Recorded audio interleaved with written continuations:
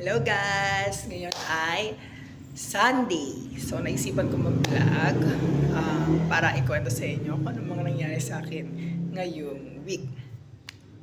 So yung Monday, tsaka yung Tuesday, Lunes at Martes is modular. So meron kaming mga ginawa from home. Then yung Miyerkules is back to face na ulit. So doon ang nangyari yung mga struggles natin. Pagsubok. So, yun nga yung debate. So, ang napili namin topic is jeepney modernization, which is disagree kami. So, yun nga, ginisa agad kami. So, yung second round ng debate is kinabukasan nun.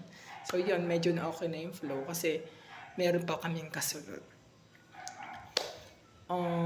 Next naman is marami kaming ginawa. So, yun na.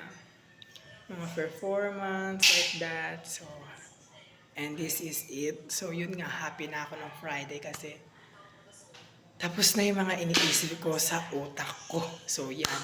Ngayong darating na week, panibago na naman ulit na iisipin. Ngayon, kahapon, laba ako na ganyan. Routine na naman ulit. At ngayong linggo, kaninang umaga is naglinis ako ng kwarto. And syempre,